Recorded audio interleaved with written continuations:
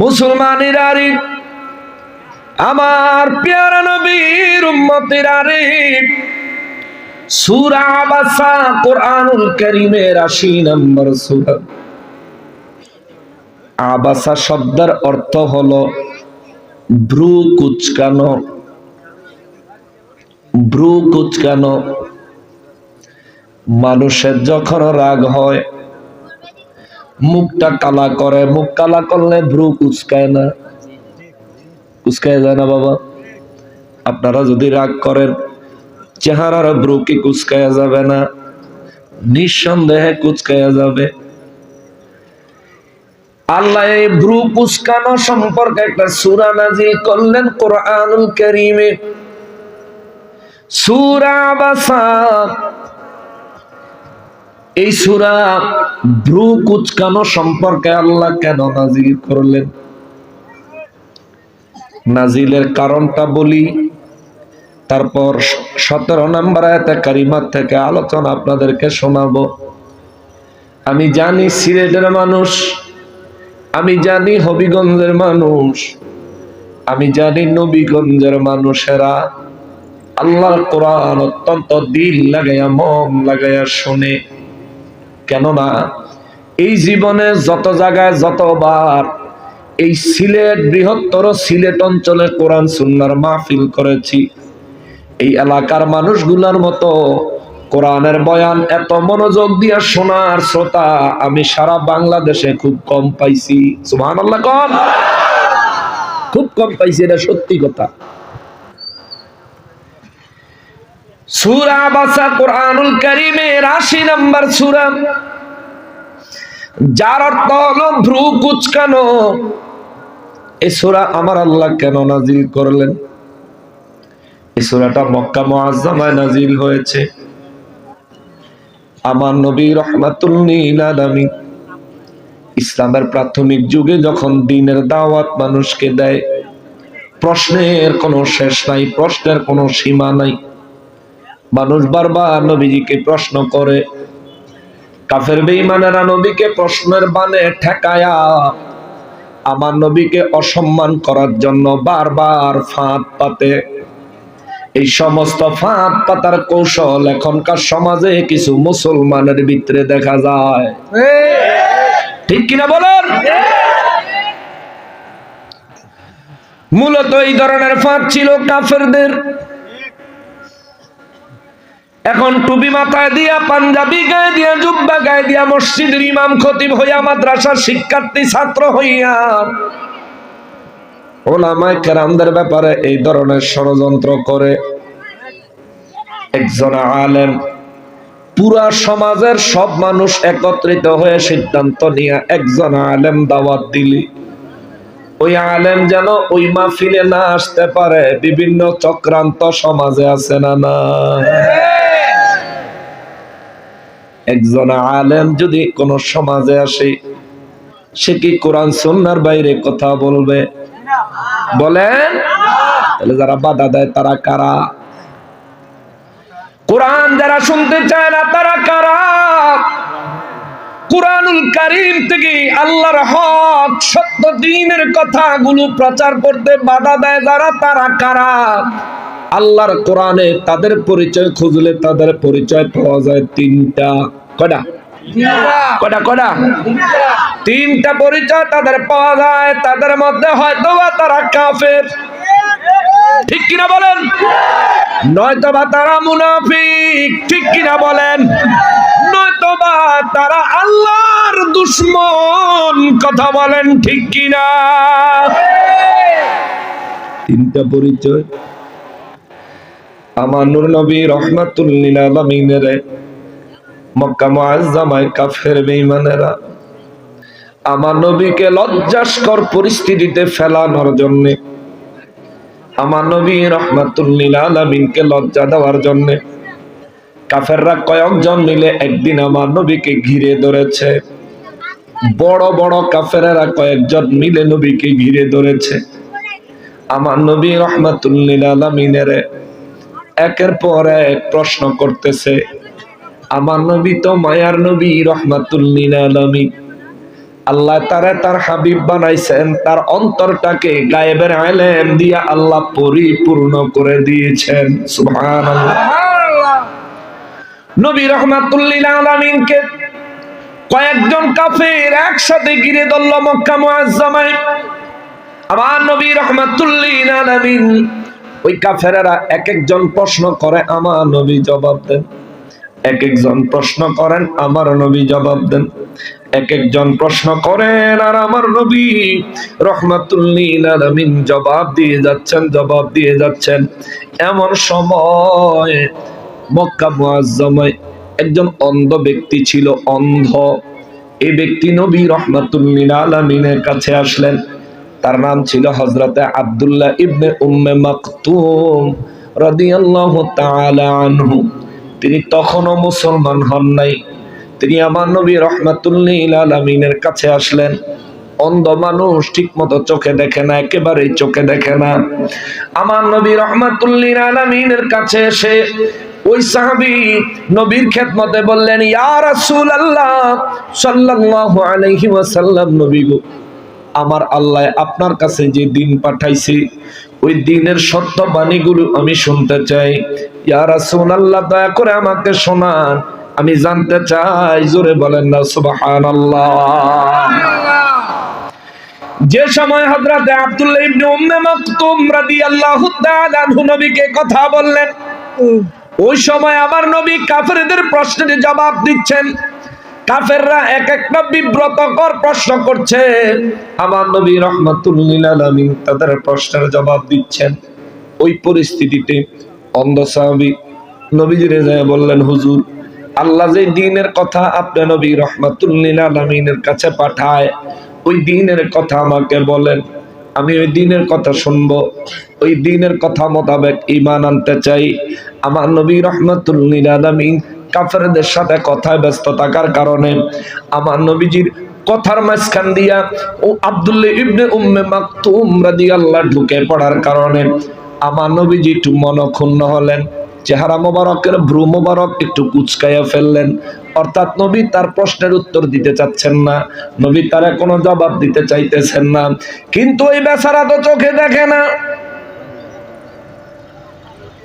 নবী রাহমাতুল লিল আলামিন কাফেরদের প্রশ্নগুলির উত্তর দেওয়ার পরে নবীজি ভ্রু মোবারক কুঁচকায়া হুজরা মোবারকের দিকে চলে গেলেন। আব্দুল্লাহ ইবনে উম্মে মাকতুমের প্রশ্নের উত্তর দিলেন না নবী। না দেওয়ার কারণে আমার আল্লাহ সূরা আবাসা নাযিল করলেন।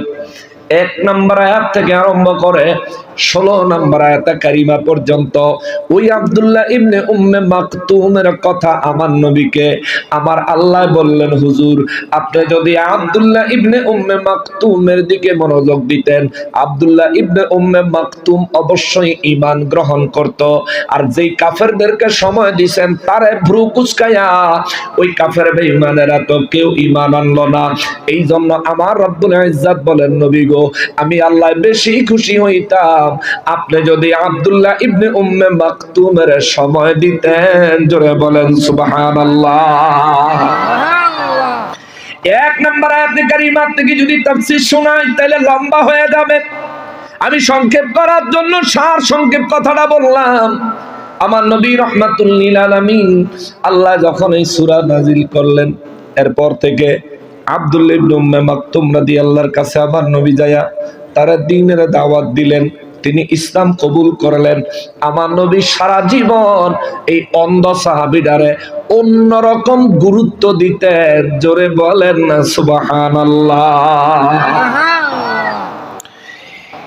এই সূরা আবাসার মধ্যে 17 নম্বর আয়াতে কারিমায় আমার আল্লাহ বলেন, ওই মক্কার কাফের বেঈমানেরা নবীকে ঘিরে ধরল, হুজুর মরে যাব, মরার পরে সব শেষ, কবরে কোনো হিসাব নাই, জান্নাত জাহান্নামের কোনো ব্যাপার নাই, হাসর নসর এগুলোর কোনো অস্তিত্ব নাই, এগুলো আপনার কাল্পনিক কথা। জোরে কোন নাউযুবিল্লাহ।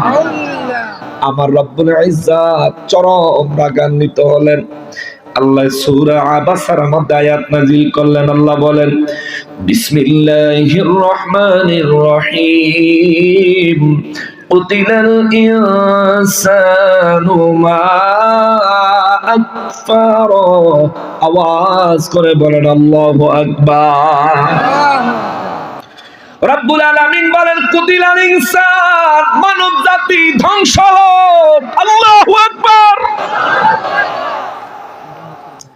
আল্লাহ কয় কুতিলাল ইনসান, মানুষগুলো ধ্বংস হইয়া যাক। মা আকফার, যারা নাকি পরকাল অস্বীকার করেছে, যারা নাকি পুনরায় জীবিত হইতে হবে অস্বীকার করেছে, কবরে প্রশ্নের জবাব দিতে হবে নবীজি তাদেরকে জানানোর পরেও যারা অস্বীকার করেছে, হাসরের ময়দানে দাঁড়ায় আমি আল্লাহর সামনে হিসাব দেওয়া লাগবে, এই কথাগুলো যারা অস্বীকার করেছে, আল্লাহ কয় কুতিলাল ইনসান, তারা ওই মানুষগুলো ধ্বংস হয়ে যাক, ওই মানুষগুলো ধ্বংস হয়ে যাক, ওই মানুষগুলো ধ্বংস হয়ে যাক। আমার আল্লাহ তাদের উপর লানত দিছে। জোরে বলেন আল্লাহু আকবার। আমরা মৃত্যু মানিনি, আমরা মৃত্যু মানি কি মানি না? কবরের জিন্দেগি মানি কি মানি না? হাসরের জিন্দেগি মানি কি মানি না? জোরে বলেন মানি কি মানি না? জোরে বলেন মানি কি মানি না? হাসরের ময়দানে আমাদের বিচার করবেন কে? আমাদেরকে জান্নাতি জাহান্নামী ঘোষণা দিবেন কে? হাসরের ময়দানে ইচ্ছা করলে আমাদেরকে ক্ষমা করে জান্নাতি সৌভাগ্যবান বানাইতে পারেন কে? হে মুসলমান, মওতের কথা স্মরণ রাখবেন। আমার নবী রাহমাতুল লিল আলামিন বলেন, আমার উম্মতের মধ্যে কোন ব্যক্তি যদি সকাল সন্ধ্যায় মৃত্যুর কথা স্মরণ করে, মিনহা খলাকনাকুম ওয়া ফিহা নুঈদুকুম ওয়া মিনহা নুখরিজুকুম তারাতান উখরা। আওয়াজ করে বলেন আল্লাহু আকবার। এই দোয়া পারেননি? এই দোয়া পারেননি? আপনার এলাকায় লোক মারা গেলে দাফন করেন না? দাফন করার সময় এই দোয়া পড়ে পড়ে মাটি দেন না কবরে? দেন না বাবা? জোরে বলেন দেন না? নবী বলেন সকালে ফজরের পরে রাতের বেলা বিছানায় ঘুমাইতে গেলে এই যেই ব্যক্তি মওতের কথা স্মরণ করে দৈনিক 20 বার, সকালে 20 বার, সন্ধ্যায় 20 বার এই দোয়াটা পড়বে রে, ওই দিনে যদি ওই ব্যক্তির মৃত্যু হয়, আমার আল্লাহ তার ওই দিনের সমস্ত গুনাহগুলি স্পেশাল ভাবে মাফ করে দিবেন। সুবহানাল্লাহ। ওই দিনে মওত হলে তার ঈমানের সাথে মৃত্যুবরণ করার সম্ভাবনা বেশি। জোরে বলেন সুবহানাল্লাহ। কয়বার? কয়বার পড়বেন নি? পড়েন না, মরণ লাগবে তো নাকি? কয় বছর পরে?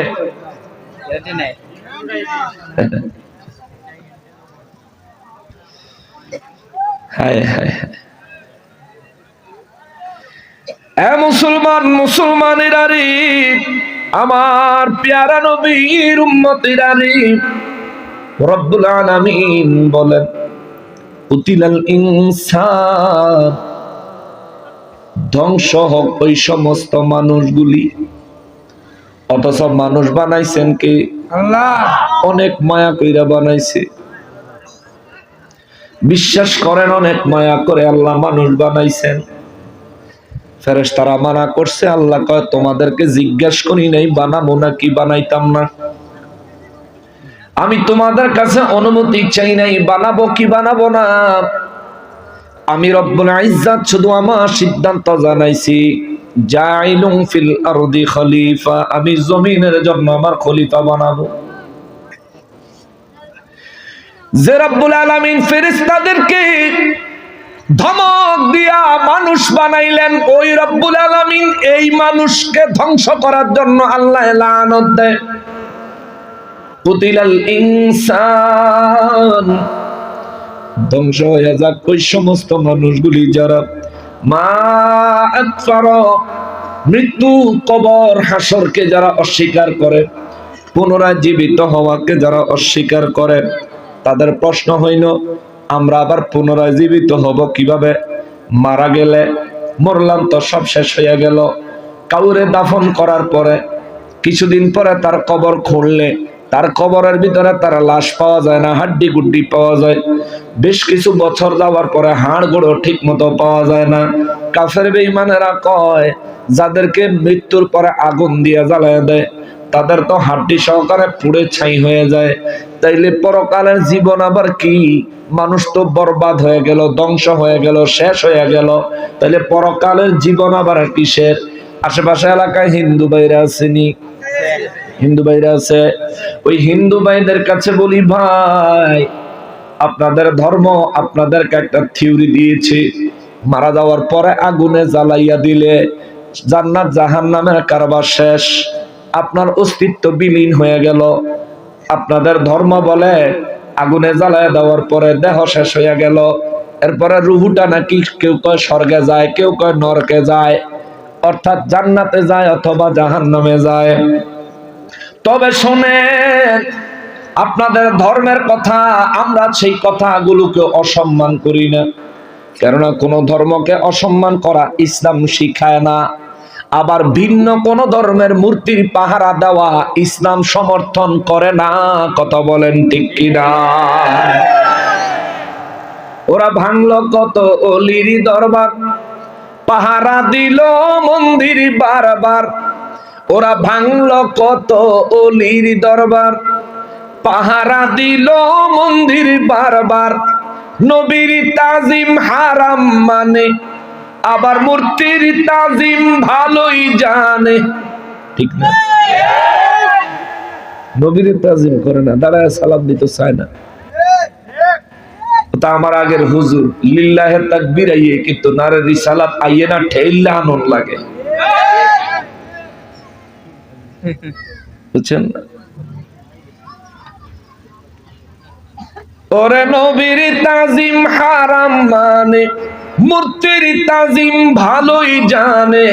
আবার গীতা পড়লো কি মধুর, চোরের গোষ্ঠী চোরের মেলা মিলাইছিল মুর্শিদপুর। ওরে জাতির কাছে প্রমাণ আছে, ওরে জাতির কাছে প্রমাণ আছে, ওহাবিরা গরু চোর। ঠিক কিনা বলেন? চোরের গোষ্ঠী চোরের মেলা মিলাইছিল মুর্শিদপুর। ওরে অবাক হলাম ইমাম দেখে, বালিশার তরকারি চোর সে। অবাক হলাম ইমাম দেখে, ওরে বালিশার তরকারি চোর সে। অবাক হলাম আরেক ইমাম দেখে, মসজিদ ঘরে বাসর করেছে সে। ঠিক কিনা বলেন? এটা নতুন, একবারে নতুন, টাটকা, একদম তাজা ঘটনা। এরাই মূর্তির পাহারা দিছে, আল্লাহর ওলিদের দরবার ভাঙচুর করছে। এদেরকে আল্লাহ কি পরিমাণ লাঞ্ছনা আর অপমানের মুখোমুখি করছে, কথা কোন ঠিক কিনা? এদের আকল থাকলে তওবা করব, পরিবর্তন হবে। ওরে অবাক হলাম ইমাম দেখে, বালিশার তরকারি চোর সে। চুরি করে শুকর আদায়, চুরি করে আবার আলহামদুলিল্লাহ। ওরে চুরি করে শুকর আদায়, এ তো জঘন্য কুফর। চোরের গোষ্ঠী চোরের মেলা মিলাইছিল মুর্শিদপুর। ঠিক কিনা? পাঁচ কল্লি টুপি মাথায় পড়ে, আগুন জ্বালায় মসজিদ ঘরে। পাঁচ কল্লি টুপি মাথায় পড়ে, আগুন জ্বালায় খোদার ঘরে। ওরে আগুন জ্বালায় আল কোরআনে, আগুন জ্বালায় আল কোরআনে। এরা আসল ঈমান চোর। কষ্ট হইতেছে সামনে গো মুসলমানেরা রে, আমার পেয়ারা নবীর উম্মতেরা রে, আমরা ওই হিন্দু ভাইদেরকে বলি, আমরা কখনোই আপনাদের ধর্মকে তুচ্ছ তাচ্ছিল্য করে কথা বলি না। আপনাদের ধর্মের বিষয়ে, আপনাদের ধর্মগ্রন্থের বিষয়ে পরিপূর্ণ সম্মান রেখে আপনাদেরকে একটা কথা বলে যাই, শোনেন। প্রয়োজনে ডাক্তারের কাছ থেকে জিজ্ঞেস করলেও জবাবটা পাবেন। আল্লাহ রাব্বুল ইজ্জত বলেন, বান্দারারে তোমরা মৃত্যুর পরে আগুনে জ্বালায়া ছাই বানায়া দিলেও আমি রব্বুল আলামিন তোমাদেরকে সেখান থেকেও বানাবো, পুনরায় সেখান থেকেও তোমাদেরকে সৃষ্টি করব। তোমাদেরকে কবরে দাফন করুক বা না করুক, আমি আল্লাহ তোমাদেরকে কবরের পরীক্ষার সম্মুখীন করব। নেককারের জন্য কবরে জান্নাতি ফয়সালা দিব, গুনাহগারের জন্য কবরে জাহান্নামের আযাব আমি আল্লাহ দিব। দুনিয়ার মানুষ মনে করে আগুনে জ্বালায়া ছাই করে দেওয়ার পরেও এই মানুষকে আল্লাহ কিভাবে বানাবেন, মানুষের তো চিহ্নই থাকে না। এ মুসলমান, আমাদের শরীরে 360টা জয়েন্ট আছে, 260টা হাড্ডি আছে, 360টা জয়েন্ট আছে। এর মধ্যে আমাদের পিঠে একটা মেরুদণ্ড আছে, মেরুদণ্ডের একেবারে নিচে কোমরের কাছে, মেরুদণ্ডের শেষ মাথায় এই জায়গায় একটা হাড় আছে। মেরুদণ্ডের হাড়গুলো তো পিস পিস না, মেরুদণ্ডের হাড্ডিগুলো পিস পিস না। মেরুদণ্ডের একেবারে শেষ মাথায় যে হাড্ডি, নবী রাহমাতুল লিল আলামিন বলেন, ওই হাড্ডিটারে আগুন দিয়া জ্বালাইয়া দিলেও ওই হাড্ডির ভিতরে সরিষার দানার পরিমাণে ছোট্ট একটু হাড় আছে। আল্লাহ দুনিয়ায় এমন কোন আগুন বানায় নাই যে আগুনে ওই সরিষার দানার মতো হাড্ডিটা জ্বালাইতে পারে। জোরে বলেন আল্লাহু আকবার। নবী রাহমাতুল লিল আলামিন বলেন, সরিষার দানার মতো অবশিষ্ট ওই হাড্ডির অংশ থেকে আমার রব্বুল ইজ্জত মানুষকে কবরের থেকে হাসরের ময়দানে উঠাবেন। তাহলে হিন্দু ভাইরা, আপনাদের ধর্মের ধর্মাবলম্বীরা, আপনাদের ধর্মগ্রন্থ আপনাদেরকে আগুনে জ্বালাইয়া দিল মারা যাওয়ার পরে। আহারে, যে সন্তানটা সবচেয়ে বেশি আদর করে লালন করেছেন, আপনার বড় সন্তান, সেই সন্তানটা আপনার মুখের মধ্যে সর্বপ্রথম আগুন লাগাইয়া দিল। এই ধর্ম আপনারা পালন করছেন, কিন্তু এই জিনিসটা বাস্তবিকভাবে নিজের আকলের সাথে ওজন দিয়েন। মুসলমান মারা গেলে তাদের মৃত্যুর পরে দাফন কাফন কত সুন্দর, আর আপনারা মারা গেলে আপনাদের মৃত্যুর পরে কি বলে, অন্তিম সংস্কার, সব শেষ কাজ, সর্বশেষ কাজ আপনাদের যেভাবে করা হয়। আপনি একটু চিন্তা করে দেখেন, নিজে একটু চিন্তা করেন। এই নবীগঞ্জের মাটিতে গোটা বিশ্বে যত মুসলমান আছে, গোটা বিশ্বে যত হিন্দু ধর্মাবলম্বী আছে, ইসলামের বাইরে যত ধর্মের লোক আছে, প্রত্যেক ধর্মের লোকেদেরকে নবীগঞ্জ থেকে, হবিগঞ্জ থেকে, সিলেট থেকে, বাংলাদেশ থেকে আমরা দাওয়াত করি। যেখানে মুসলমান মারা যাবে ওই বাড়িতে একটু যায়েন, যায়া দেখেন একজন মুসলমান মারা গেলে কত সুন্দর আদর করে তারে খাট থেকে জমিনে নামায়, কত আদর করে তারে গোসল করাইতে নিয়ে যায়, কত সুন্দর করে আস্তে আস্তে তারে গোসল করায়। কবে জানি এই দিনটা আমার চলে আসবে রে। বিশ্বাস করেন রে বাবা, একটা মানুষ এই পরিস্থিতি আর এই গোসল থেকে বাঁচতে পারবেন না।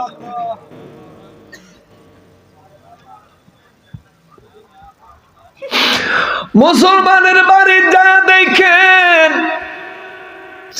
কত সুন্দর করে মারা যাওয়ার পরে খাটের থেকে নামায়, অনেক জোরে নাড়াচাড়া করে না, কারণ ইসলাম এটা সমর্থন করে না। ইসলাম এমন একটা ধর্ম, মৃত ব্যক্তিকেও সম্মান দেয়, মৃত ব্যক্তিরও অধিকার আছে, ইসলাম তা বাস্তবায়ন করে। জোরে বলেন সুবহানাল্লাহ।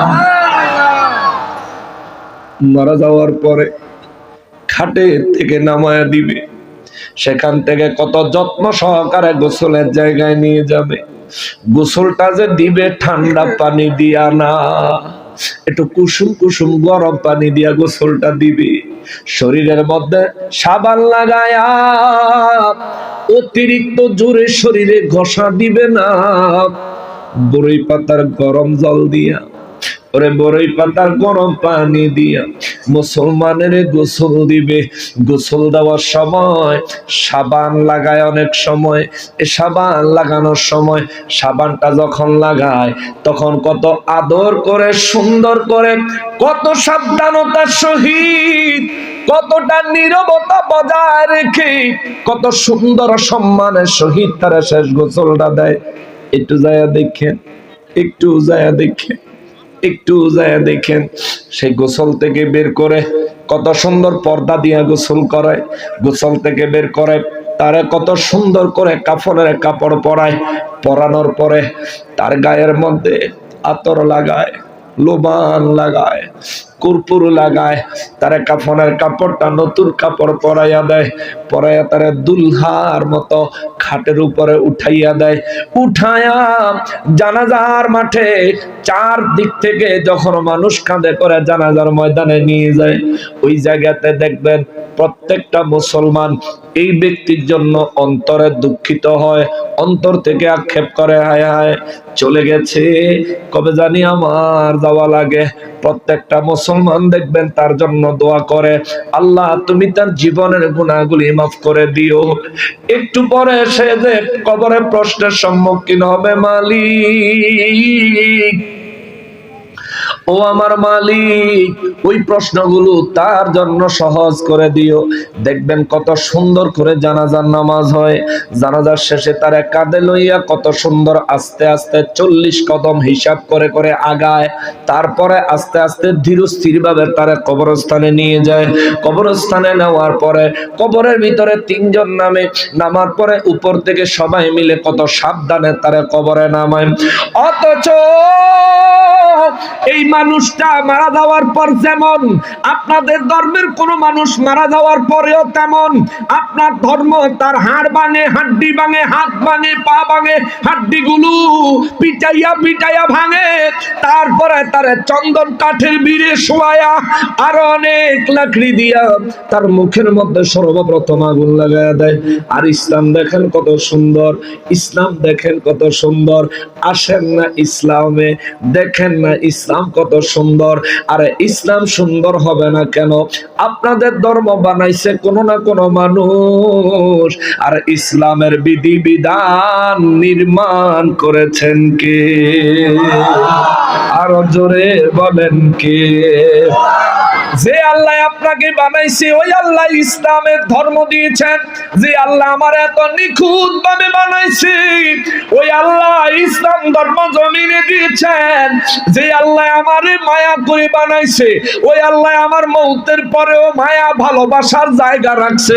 যেদিন আমি মরে যাব নড়াচড়ার কোনো খবর নাই, নড়াচড়ার ক্ষমতা নাই। কেউ যদি আমারে অত্যাচার করে আমি তারে বাধা দেওয়ার মতো ক্ষমতা আমার মৃত্যুর পরে থাকতো না।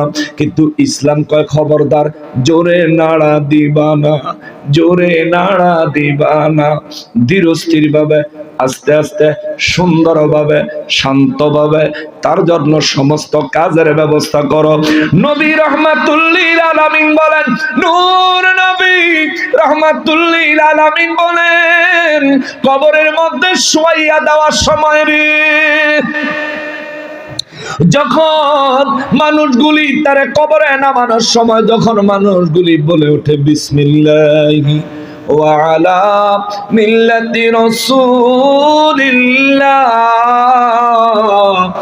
এই কথা বলে মানুষ যখন আমার উম্মতকে কবরে নামায় দেয়, যে আমি নবীর সাথে ভালোবাসার সম্পর্ক স্থাপন করতে পেরেছে, নবী বলেন আমি মদিনা মুনাওয়ারা থেকে আমার উম্মতের মাথার নিচে আমার হাত মোবারক বাড়ায়া দেই। ওরে দয়ালো নবী প্রেমের ছবি আর আসবেন না জগতে আমার দয়াল নবী প্রেমের ছবি আর আসবেন না। নবী উম্মতের কান্ডারি সবের দিশারি শাফাআত করিবেন নবী হাসরে।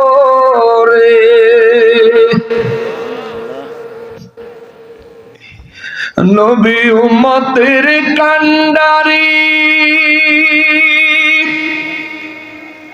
ওরে সতের দিশারি শাফাআত করিবেন নবী হাসরে। নবী হাসর দিনে উম্মত বিনে নবী হাসর দিনে উম্মত বিনে যাবেন না নবীজি বেহেশতে আর আসবেন না জগতে আমার দয়াল নবী প্রেমের আর আসবেন না। নবীর 63 সাল জিন্দেগি ওরে কাঁদছেন বলে উম্মতি এখনো কাঁদেন শুয়ে মদিনাতে। ইয়া রাসূলুল্লাহ নবীর 63 সালে জিন্দেগি ওরে কাঁদছেন বলে উম্মতি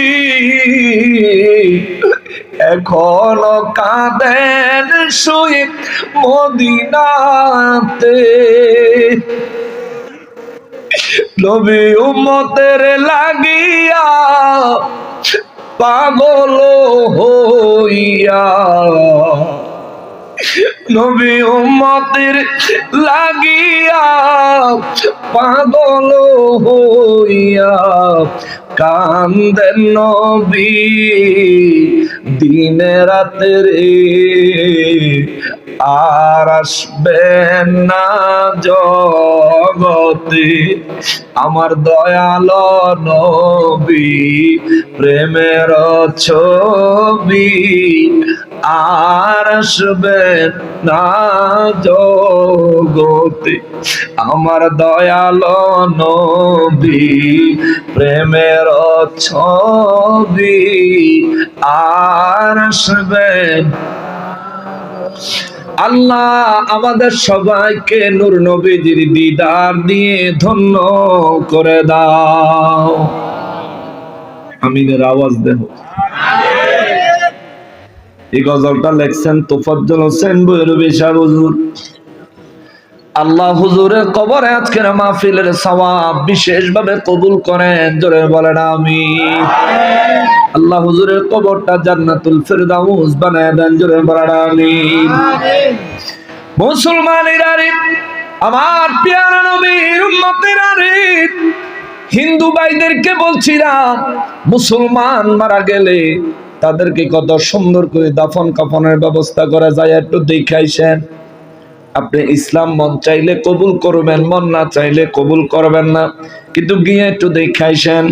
বাবারে আমার রব্বুল ইজ্জত বলেন শোনো, কুতিলাল ইনসানু মা আকফারা। আল্লাহু আকবার। ধ্বংস হয়ে যাক ওই সমস্ত মানুষ যারা মওতের পরে পুনরায় জীবিত হওয়াকে অস্বীকার করে। কেন? রব্বুল ইজ্জত বলেন মিন আইয়ি শাইইন খালাকা। মৃত্যুর পরে তোমাকে আমি আল্লাহ পুনরায় বানাবো, এই বিষয়ে তুমি সন্দেহ করছো। এবার আল্লাহ বলেন, এই মিন আইয়ি শাইইন খালাকাহ। তুমি কি জানো আমি আল্লাহ তোমারে কোন বস্তু থেকে বানাইছি? একদিন তো তোমার অস্তিত্ব ছিল না। তোমার মায়ের গর্ভে তোমারে আমি আল্লাহ বানাইছি, তার আগে তোমার কোনো অস্তিত্ব ছিল না। আমাদেরকে অস্তিত্ব দিয়েছেন কি? আল্লাহ। জোরে বলেন না কি? আল্লাহ। আল্লাহ কয় মিন আইয়ি শাইইন খালাকাহু। নবী গো, বিশ্ববাসীকে বলেন তারা যেন চিন্তা করে আমি রব্বুল আলামিন তাদেরকে কিসের থেকে বানাইছি। রব্বুল ইজ্জত বলেন মিন নুতফা। হুজুর তাদেরকে বলেন আমি আল্লাহ তাদেরকে তার বাবা তার মায়ের নুতফা থেকে বানাইছি।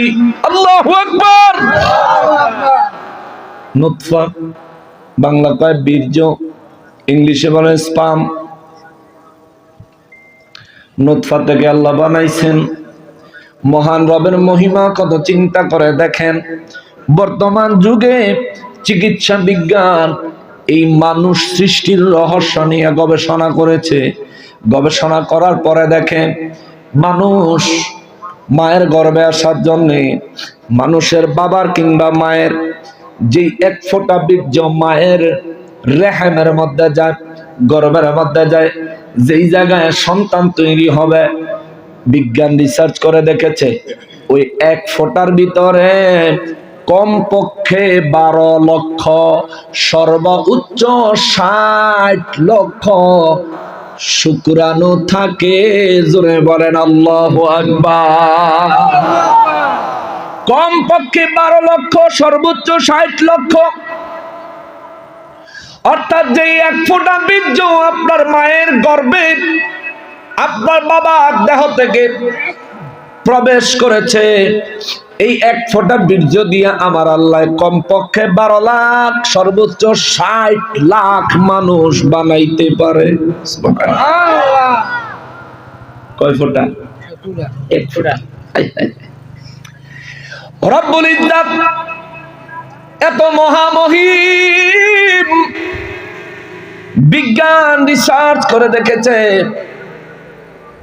যার নুতফার মধ্যে 12 লক্ষ শুক্রাণু না থাকে, তার নুতফা দিয়া আল্লাহ সন্তান তৈরি করেন না। তার নুতফা মায়ের পেটে গেলে ওই নুতফা থেকে সন্তান জন্মগ্রহণ করা সম্ভব হয় না। তারে বলে পুরুষত্বহীন মানুষ। তার মধ্যে পুরুষত্ব নাই, তার মধ্যে পুরুষত্ব নাই। এ মুসলমান, বিজ্ঞান রিসার্চ করে দেখেছে কোন মায়ের গর্ভে যখন এক ফোঁটা যায়, যাওয়ার পরে তার মধ্যে কমপক্ষে 12 লক্ষ, সর্বোচ্চ 60 লক্ষ নুতফা থাকে। নবী রাহমাতুল লিল আলামিনের ফর্মুলা আল্লাহ রাব্বুল ইজ্জতের ওহী মোতাবেক বিজ্ঞান রিসার্চ করে দেখে এই এক ফোঁটার এই 60 লক্ষ শুক্রাণুর সাথে যুদ্ধ শুরু হয়। যুদ্ধ করতে করতে 60 লক্ষ শুক্রাণুর থেকে 59 লক্ষ 99,999টা শুক্রাণুকে আমার আল্লাহ বাদ দিয়া আমি একজনের মায়ের গর্ভে নির্বাচন করেছেন কে? আরো জোরে বলেন না কে? ওই রব্বুল ইজ্জত বলেন বান্দারে তুই তো কিছুই আছিলি না, তোর মাও জানতো না তুই দুনিয়ায় আসবি কিনা, তোর বাবাও জানতো না তুই দুনিয়ায় আসবি কিনা। তোরে আমি আল্লাহ বানাইছি মিন নুতফা। 19 নম্বর আয়াত সূরা আবাসার মধ্যে আল্লাহ কয় মিন নুতফা, আমি তোদেরকে বানাইছি নুতফা থেকে। খলাকহু ফাকদ্দার। আল্লাহ কয় খলাকহু ফাকদ্দার। এরপর আমি আল্লাহ তোদেরকে সুগঠিত বানাইছি। সুগঠিত নুতফা তোমার মায়ের গর্ভে প্রবেশ করাইছি, সেখান থেকে 59,99,999 শুক্রাণু বাদ দিয়া তোমারে নির্বাচন করছি। কইরা তোমারে আমি আল্লাহ তোমার মায়ের গর্ভে 40 দিন রাখছি। 40 দিন পরে আমি রব্বুল ইজ্জত তোমার একটা রক্তের পিণ্ড বানাইছি। আবার 40 দিন পার হইছে, 40 দিন পরে রক্তের পিণ্ডটারে আমি আল্লাহ গোশতের পিণ্ড বানাইছি। আবার 40 দিন গেছে, এই গোশতের পিণ্ডের ভিতরে আমি আল্লাহ হাড় সৃষ্টি করেছি। এইভাবে আমার রব্বুল ইজ্জত বলেন, তারপর আস্তে আস্তে আস্তে আস্তে মায়ের গর্ভে তোমার পূর্ণ একটা মানুষের আকার দিছি। চিৎকার দিয়া বলেন আল্লাহু আকবার। মুসলমানেরা রে, আমার পেয়ারা নবীর উম্মতেরা রে, রব্বুল ইজ্জত কয় বান্দারা রে, মওত অস্বীকার করো না, কিন্তু কবরে পুনরায় জীবিত হওয়াকে অস্বীকার করো কেমনে? তোমার তো অস্তিত্বই ছিল না। বলছেন কে? আল্লাহ। কে বলতেছেন? আল্লাহ। আপনাদের কষ্ট হচ্ছে? আমি শেষ করে দিব। আমি পুরা কথা কইয়া শেষ করবো, যদি শেষ পর্যন্ত একজন মানুষ থাকেন তাই চলবো, বাকিরা যাক। যারা মরণের চিন্তা টিন্তা মাথাতে গেছে গা, কবরে যাওয়ার চিন্তা ভাবনা যারা গেছে গা, হেরা যাক, অসুবিধা নাই। তবে যাদের হাজত আছে হাজত ছেড়ে আসো। রব্বুল আলামিন বলেন, তোমার মায়ের গর্ভে তোমাকে আমি আল্লাহ যখন পাঠাই, তখন তুমি অত্যন্ত সংকীর্ণ জায়গা দিয়া তোমার মায়ের গর্ভে গিয়েছো, কিন্তু সন্তান প্রসব হওয়ার সময়, বের হয়ে আসার সময়, তখন কি জায়গাটা কম লাগে না বেশি? বুঝেন নাই? মা সন্তান প্রসব করার সময় মায়ের লজ্জাস্থানে জায়গাটা কি কম লাগে না বেশি? আল্লাহ কয় সুম্মা সাবিলা ইয়াসরা, যে সংকীর্ণ জায়গা দিয়া আমি আল্লাহ তোমার মায়ের গর্ভে পাঠাইছি, ওই সংকীর্ণ জায়গাটাকে প্রশস্ত করে নিরাপদে তোমারে দুনিয়ায় বাহির কইরা আমি আল্লাহ আনছি। জোরে বলেন আল্লাহু আকবার। রব্বুল আলামিন এই কথা কেন বললেন? আল্লাহ বললেন এর কারণ হলো তোমার তো কোনো অস্তিত্বই ছিল না। আমি মানুষ, আমার তো কোনো অস্তিত্বই ছিল না, কিন্তু আমার রব্বুল আলামিন বানাইছেন। কেমনে? কত সূক্ষ্মভাবে বানাইলেন। এই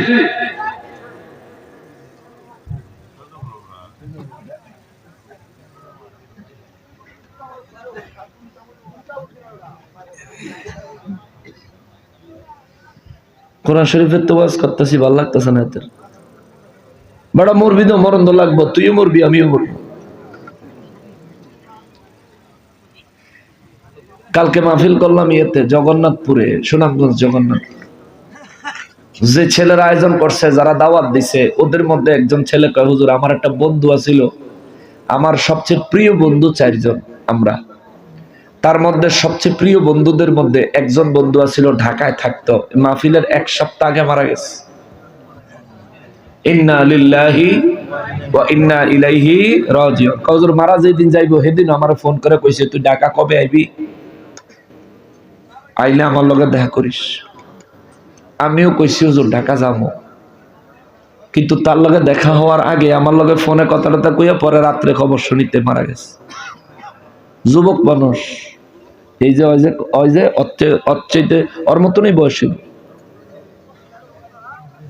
মারা গেছে।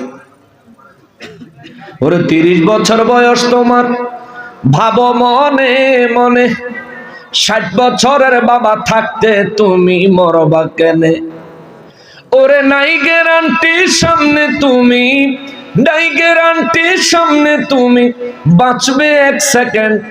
ও মাই ডিয়ার ফ্রেন্ড, ওই বুঝি তোর আইলো ও আরেন। ঠিক কিনা বলেন? জন্মানোর তারিখ ডাক্তার দিতে পারে, কতদিন বাঁচবেন কোনো গ্যারান্টি কোনো ডাক্তার দিতে পারে?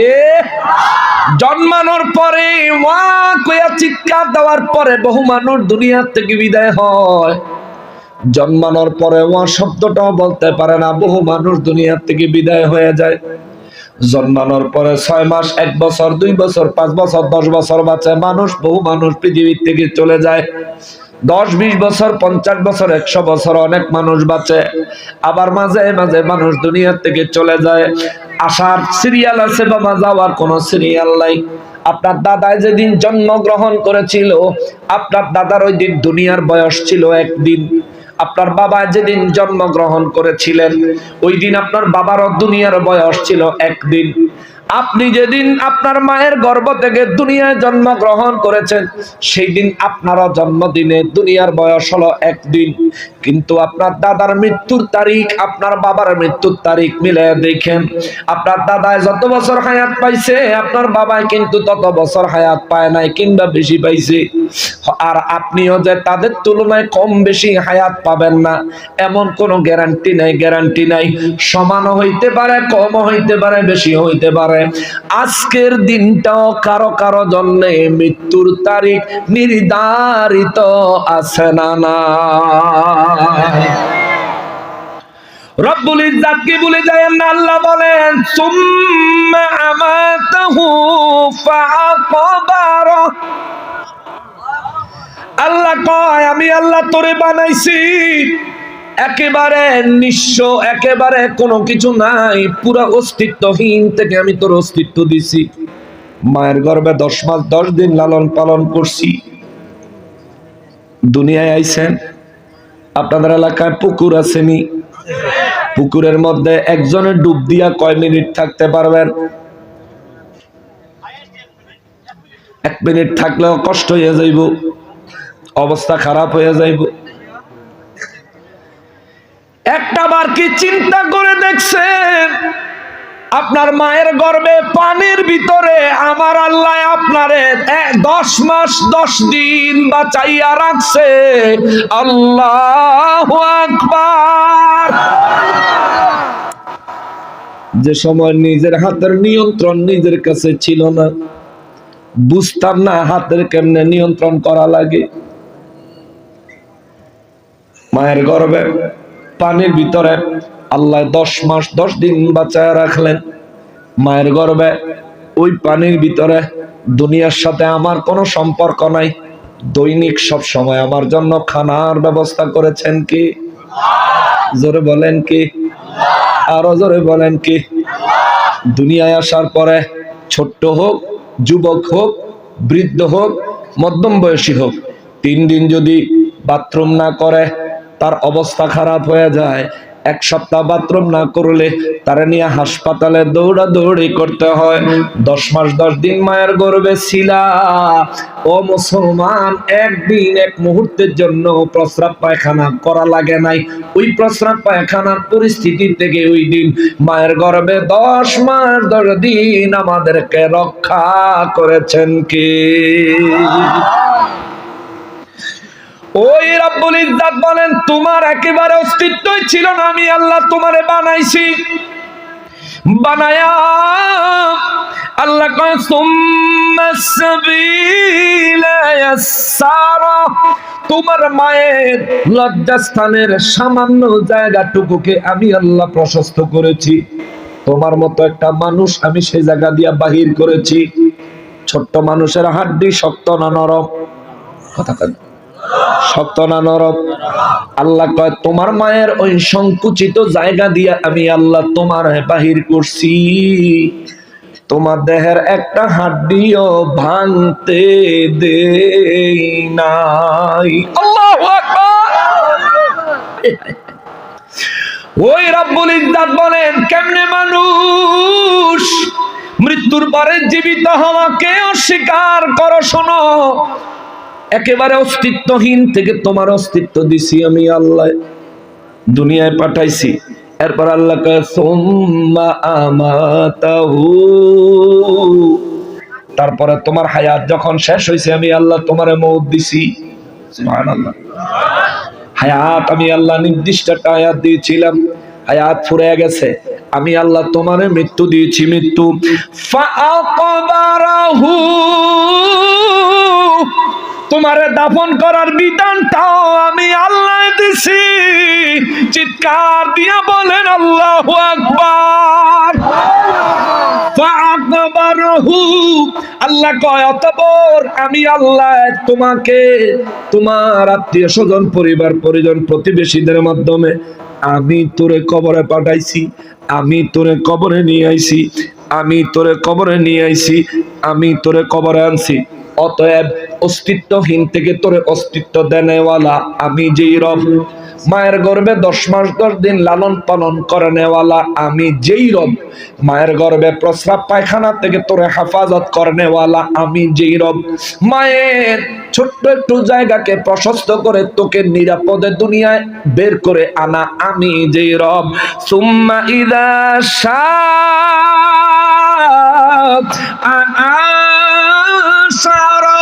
চিৎকার দিয়া বলেন আল্লাহু আকবার। রব্বুল আলামিন কয় সুম্মা ইদা শাআ, অতঃপর আমার যখন ইচ্ছা হবে, আমি আল্লাহ যখন ইচ্ছা হবে, আনশারা, যারে খুশি তারে আমি জিন্দা করব। আমার যখন ইচ্ছা হবে তখন আমি সেই আল্লাহ আনশারাহু, আমি পুনরায় জীবিত করব। মানুষের পুনরায় জীবিত করবেন কয়বার? একবার। কয়বার? একবার। পুনরায় জীবিত হওয়া একবার। মৃত্যুর পরে কবরে চলে গেলেন, কবরে একবার জীবিত হবেন। এই জীবিতই জান্নাত পর্যন্ত থাকবে, এই জীবিতই জাহান্নাম পর্যন্ত থাকবে। জাহান্নামীদের জন্য এই জীবিত অবস্থায় আযাব হবে, জাহান্নামীদেরকে জীবিত অবস্থায় হাশরের ময়দানে তোলা হবে। জান্নাতি জাহান্নামী প্রত্যেক শ্রেণীর মানুষকে হাশরের ময়দানে তোলা হবে। আমার আল্লাহ সূরা আবাসার মধ্যে ক্লিয়ার করলেন, যে বিশ্বাস করো না, ওরে নাস্তিক তোমার জন্য বলি রে, এরে নাস্তিক তোমার জন্য বলি, মিডিয়ার মাধ্যমে নাস্তিক তোমার জন্য বলি, আল্লাহর কথাগুলো একবার চিন্তা করে দেখো। আমারে পছন্দ হয় না, আমারে বাদ দাও, কিন্তু আল্লাহর কথাগুলো একটু গবেষণা করে দেখো। আল্লাহ কয় তুমি কেন পরকাল মানতে চাও না, তুমি কেন পুনরায় জিন্দা হওয়া মানতে চাও না? যে আল্লাহর পক্ষে তোমারে অস্তিত্বহীন থেকে অস্তিত্ব দেওয়া, তোমাকে একেবারে শূন্য থেকে দুনিয়ায় একজন মানুষ হিসেবে দুনিয়ায় আসার সুযোগ করে আমি যে রব্বুল আলামিন দিতে পেরেছি, আমি সে রব্বুল আলামিন অবশ্যই তোমাকে জিন্দা করতে পারবো। এই জন্য আল্লাহ কয় সুম্মা ইদা শাআ আনশারা, অতঃপর আমি আল্লাহর যখন ইচ্ছা হবে, যখন ইচ্ছা হবে, আমি রব্বুল ইজ্জত সবাইকে পুনরায় উত্তোলন করব জিন্দা অবস্থায়। চিৎকার দিয়া বলেন আল্লাহু আকবার।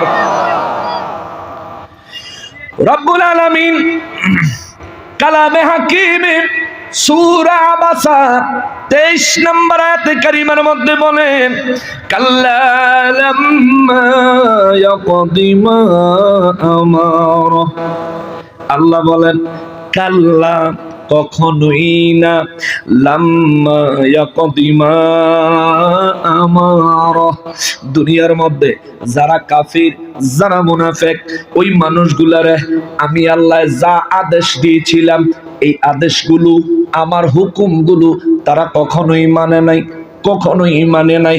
আমি আল্লাহ যেটাকে হারাম বলেছি, তারা এই হারামের আমার আদেশকে উপেক্ষা করে হারামকে গ্রহণ করেছে। যেই জিনিস আমি আল্লাহ হালাল করেছি তার মধ্যে কিছু গ্রহণ করছে, আবার কিছু বর্জনও করছে। হালাল বর্জন করলে দোষ নাই, কিন্তু হারাম গ্রহণ করলে বড় দোষ আছে। হালালের পরিবর্তে হারাম গ্রহণ করলে বড় দোষ আছে। আপনি যদি কোনো কারণ ছাড়াই কোনো হালাল বিষয়কে বর্জন করেন, মনে করেন পানি খাওয়া হালাল বৈধ, আপনি যখন তখন খাইতে পারবেন, পানি খাওয়া হালাল, কিন্তু আমি এখন খাবো না, কোনো দোষ নাই। আপনার পিপাসা লাগছে, পানি খাওয়া দরকার, কিন্তু এখন খাবো না, কোনো দোষ নাই। কিন্তু আপনার পিপাসা লাগছে, পানি খাওয়া দরকার, পানি খাইলেন না, মদ খাইলেন, এটা গুনাহ হবে, হারাম হবে। আল্লাহ কয় কবরে আসার আগে আমার আদেশগুলো নিষেধগুলো মাইন্না আয়ো, মাইন্না আয়ো, মাইন্না আয়ো। বাহাদুরি দেখায়ও না, জোর দেখায়ও না, ক্ষমতা দেখায়ও না, সম্পদের পিছে ঘুরে আমি আল্লাহর হালাল হারামকে ভুলে যাইও না। কেননা তোমার পূর্বে কত বড় বড় মানুষ দুনিয়ায় আগমন করেছিল, কেউ থাকতে পারে নাই, সবাই ধাপে ধাপে ধাপে ধাপে চলে গেছে। আল্লাহ কয় কাল্লা লাম্মা ইয়াকদি মা আমারা, যারা কখনোই আমি আল্লাহর আদেশ নিষেধগুলি মানে নাই, পরিণাম বর্ণনা করবেন আল্লাহ। আমি আল্লাহর আদেশ নিষেধগুলি যারা কখনোই মানে নাই, আল্লাহ কয় ফালিয়ানজুরিল ইনসানু ইলা তাআমি। ওই মানুষগুলো কেন, ফালিয়ানজুরিল ইনসান, ওই মানুষগুলো কেন তাকায়া দেখে না, ওই মানুষগুলো কেন লক্ষ্য করে না? বুঝেন বাবা, আল্লাহ আমারে আপনারে বলতেছেন ওই মানুষগুলো কেন লক্ষ্য করে না, ওই মানুষগুলো কেন খেয়াল করে না? আল্লাহ কয় ওই মানুষগুলো কেন ইলা তাআমি, এই মানুষগুলো যা খায় এই খানাগুলোর দিকে মানুষ কেন লক্ষ্য করে না? এই জমিন মাটির মাটি তো মানুষ খাইতে পারে না, কিন্তু এই জমিনে বীজ লাগায়, বীজ থেকে গাছ আমি আল্লাহ বানাই, গাছে আমি আল্লাহ ফল দেই। জমিনের মাটি খাইতে পারে না, গাছ খাইতে পারে না, কিন্তু গাছে যে ফল দিলাম মানুষ সেই গাছের ফল খায়। আল্লাহু আকবার। আল্লাহ কয় গাছে যে ফল দিলাম মানুষ সে ফল খায়। আবার এই জমিন থেকে এমন কিছু গাছ আমি আল্লাহ বানায় দিলাম, মানুষ গাছও খায়। সুবহানাল্লাহ, জোরে কর না সুবহানাল্লাহ। এগুলো কি চিন্তার বিষয় না? এগুলো জ্ঞানের জন্য চিন্তার বিষয়, এগুলো হক তালাশকারীদের জন্য চিন্তার বিষয়। রব্বুল আলামিন বলেন, আল্লাহ কয় ফালিয়ানজুরিল ইনসানু ইলা তাআমি, মানুষগুলো একটু টাকা দেখুক, তাদের জন্য যা খানা দানা আমি আল্লাহ বানায় দিছি, তারা যা খায় তার দিকে তাকায় একটু চিন্তা করুক। আন্না সাবাবানাল মাআ সাব্বা, আল্লাহ কয় আমি হলাম ওই রব যিনি জমিনে ফসল উৎপাদন হওয়ার জন্য জমিনকে পর্যাপ্ত পরিমাণ পানি প্রয়োজন মতো সময় মতো আসমান থেকে বৃষ্টির মাধ্যমে আমি আল্লাহ বর্ষণ করি। চিৎকার দিয়া বলেন সুবহানাল্লাহ। আসমান থেকে বৃষ্টি বর্ষণ করেন কি আল্লাহ? জোরে বলেন কি আল্লাহ? আরো জোরে বলেন কি? যদি বৃষ্টি বর্ষণ বন্ধ হয়ে যায় আপদ না বিপদ? আপদ না বিপদ? চিন্তা করবেন, কিছুদিন বন্ধ থাকলে অসুবিধা নাই, শীতের সময় 3-4 মাস 5-6 মাস তো বন্ধই থাকে, আমাদের তো কোনো সমস্যা হয় না। এ মুসলমান, ইউসুফ নবীর জিন্দেগি চিন্তা করেন। মিশরে আল্লাহ 7 বছর মাত্র বৃষ্টি দেয় নাই। কয় বছর? 7 বছর আমার আল্লাহ বৃষ্টি দেয় নাই। 7 বছরে মিশরে একটা গাছে ফল দেয় নাই, একটা ফল গাছ বেঁচে রয় নাই, সব ধ্বংস হয়ে গেছে। 7 বছর আমার আল্লাহ বৃষ্টি দেয় নাই। কিন্তু আমাদেরকে কোনো বছর বৃষ্টি না দিয়ে আল্লাহ আমাদেরকে বৃষ্টি ছাড়া রাখছে। শুকর আদায়ের দরকার আছে না? জোরে বলেন আছে না? সেই শুকর আদায় করার জন্য প্রত্যেক শুক্রবারে মসজিদে যাই, কিন্তু সারা সপ্তাহে যাই না। কেমন? হায় হায় মুসলমান, এখন মরলে এখনই হিসাব দেওয়া লাগবে। বিশ্বাস করেন, এখন মরলে এখনই হিসাব দেওয়া লাগবে। কালকে মরলে কালকে হিসাব দেওয়া লাগবে। কি হিসাব দিবেন? খাইছেন নি রাইতে? কথা খায় না। খানা খাইছেন নি রাতে? রাতে তো অনেকে খাইছেন, অনেকে খান নাই, মাহফিলে চলে আইছেন, এখন হয়তো বাসায় গিয়ে খাইবেন। আচ্ছা, দুপুরে খাইছেন নি? কথা কয় না। দুপুরে খাইছেন নি? সবাই খাইছেন তো? আলহামদুলিল্লাহ। জোরে বলেন আলহামদুলিল্লাহ। দুপুরে খাইছেন তো? দুপুরে একটা নামাজ গেছে, নাম কি? দুপুরের নামাজের নাম কি? এই জোহরের নামাজ যারা খাইছেন সবাই কি পড়ছেন?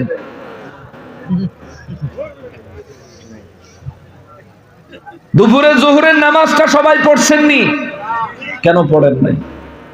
খাইছেন, লজ্জা করে নাই আপনার?